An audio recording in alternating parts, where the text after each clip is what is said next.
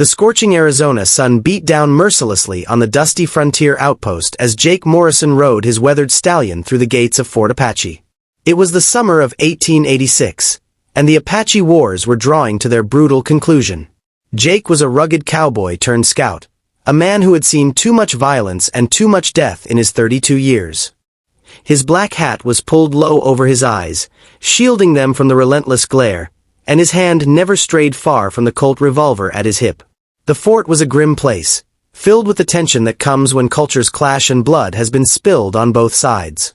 Soldiers moved about their duties with tired efficiency, and in the corner of the compound stood what the army called the holding area. It was nothing more than a series of makeshift pens where Apache prisoners of war were kept before being transported to reservations far from their homeland. Jake had delivered his report to the commanding officer and was preparing to leave when he heard it, a sound that made him stop in his tracks. It was barely audible over the noise of the fort, but to Jake's trained ears, it was unmistakable. Someone was dying. He followed the sound to the prisoner enclosure, a place he normally avoided. The sight that greeted him there would haunt him for the rest of his life. Dozens of Apache people, mostly women and children, sat or lay in the dirt with barely any shelter from the sun. They had been given minimal rations, and disease was rampant. But it was one figure in particular that caught Jake's attention. Slumped against the wooden fence was a young Apache woman, her body so thin that her bones seemed to press against her skin. Her long dark hair was matted and dusty, and her eyes were closed. She wore the remnants of traditional Apache clothing, now torn and filthy from weeks of captivity. Jake felt something twist in his gut. He had fought against the Apache, had lost friends to their raids, but this was different. This wasn't war. This was cruelty. He approached the fence slowly, not wanting to startle anyone. The woman's breathing was shallow and labored. A soldier standing guard nearby spat tobacco juice into the dirt and shrugged when Jake asked about her condition. She's been like that for 2 days. Won't eat, won't drink. Probably be dead by morning. They're a stubborn people, the soldier said with callous indifference. Jake felt anger rise in his chest, but he kept it controlled. How long has she been here? He asked, his voice low and measured. 3 weeks, maybe 4. She was captured after her band was wiped out up in the Chiricahua Mountains. Lost her whole family from what we heard. She's been wasting away ever since. Without another word, Jake turned and walked straight to the commanding officer's quarters.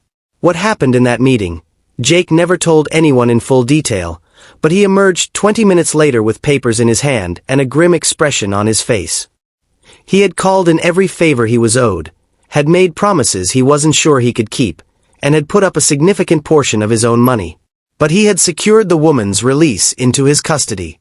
The army was happy enough to be rid of one more mouth they could barely feed. Jake returned to the enclosure with a canteen of water and some dried meat. He knelt beside the woman, gently touching her shoulder. Her eyes fluttered open, dark and deep and filled with a mixture of pain and defiance. She tried to pull away, but she was too weak. Jake spoke softly, though he wasn't sure she understood English. Easy now. I'm not going to hurt you. You need water.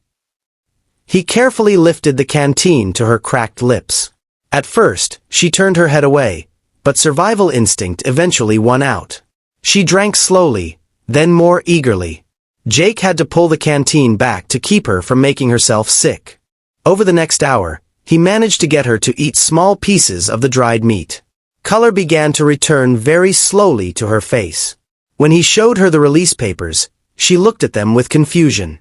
Jake realized she probably thought she was being taken away to be executed, a fate that had befallen other Apache prisoners. He loaded her carefully onto his horse, wrapping her in a blanket he kept in his saddlebag despite the heat. She was so light it frightened him.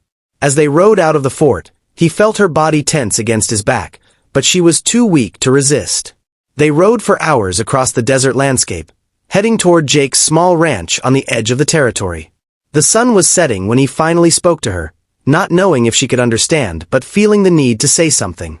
"You're mine now," he said quietly, then immediately realized how those words must sound.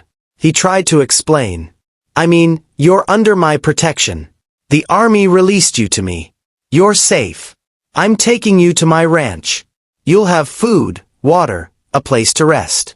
You're free, as much as anyone can be free in these times." She said nothing, but he felt her grip on his shirt tighten slightly. Whether from fear or exhaustion, he couldn't tell. Jake's ranch was modest, a small house he had built himself with a barn and a corral for his horses. It wasn't much, but it was honest and it was his. He carried the woman inside and laid her on his own bed, the only real bed in the house. She watched him with wary eyes as he brought her more water and some bread softened in broth. This time she ate more willingly. Over the following days and weeks, Jake nursed her back to health. He learned that her name was Nazcha, which meant owl in Apache. She had been the daughter of a respected warrior, and her people had been trying to resist being forced onto the reservation when they were attacked. She had watched her father, mother, and 2 younger brothers killed before being captured. The trauma had nearly destroyed her will to live. Communication was difficult at first.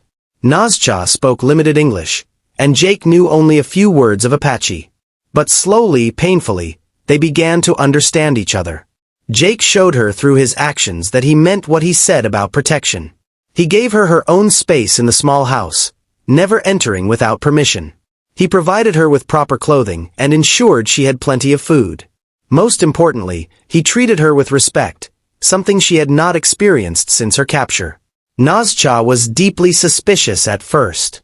She had been taught that white men could not be trusted, and her recent experiences had only confirmed that belief. She watched Jake carefully, looking for signs of deception or violence. But as days turned into weeks, she began to see that this cowboy was different. He worked hard from dawn until dusk, tending his small herd of cattle and maintaining his property. He never raised his voice to her, never made demands, and gave her the freedom to come and go as she pleased within the boundaries of the ranch. One evening, as they sat on the porch watching the sun set over the desert hills, Nazcha spoke in halting English. "Why you help me? Apache kill white people. White people kill Apache. This is way of things now." Jake was quiet for a long moment, rolling a cigarette between his fingers. "I've killed men, Nazcha. Apache men, white men, Mexican men. I've killed because I was ordered to, because I was threatened, because I was young and stupid. But I've never killed a woman or child, and I've never stood by while someone starved to death when I could prevent it. What the army was doing, what they're still doing to your people, it ain't right. I can't change the world, but I could change things for you. That had to be enough." Nazcha nodded slowly, processing his words. "You say I am yours. What this mean?" Jake realized he needed to clarify what he had said that first day. "It means you're under my care and protection. In the eyes of the law, I'm responsible for you. But that doesn't mean I own you like property. You're a person, Nazcha. You have your own mind, your own will. When you're strong enough, when it's safe enough, you can leave if you want. You can try to find any surviving family or friends. I won't stop you." Tears welled up in Nazca's eyes, the first emotion beyond wariness that she had shown. "My family is dead. My people are scattered like dust in wind. Where I go, reservation is prison. Here I have food, shelter. You treat me like person, not like animal or slave." As months passed, an unlikely bond formed between the cowboy and the Apache woman. Nazcha grew stronger, both in body and spirit. She began to help around the ranch, tending a small garden and cooking meals. She taught Jake words in Apache, and he helped her improve her English. They shared stories of their pasts, their losses, their hopes for a future that seemed increasingly uncertain in a changing West. The neighbors and nearby townspeople were suspicious and often hostile about Jake's decision to take in an Apache woman. Some accused him of being a traitor to his own kind. Others spread rumors that were cruel and ugly. Jake faced them all down with quiet determination, making it clear that anyone who wanted to harm Nazcha would have to go through him first. His reputation as a man not to be crossed kept most trouble at bay.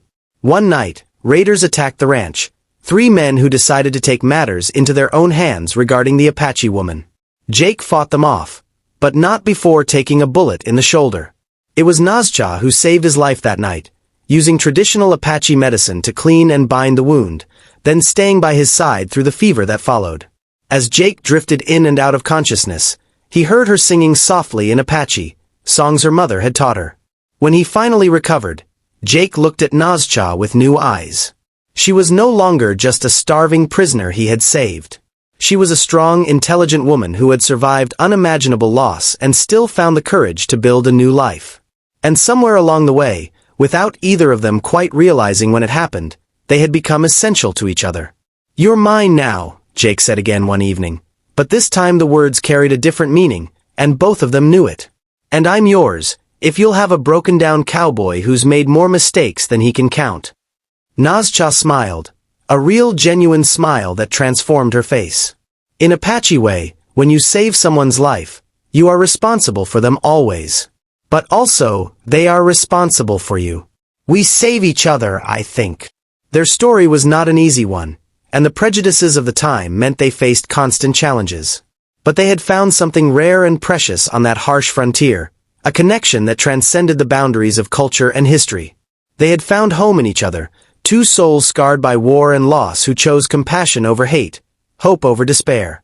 Years later, when people asked Jake why he had done it, why he had risked everything to save one Apache woman, his answer was always simple.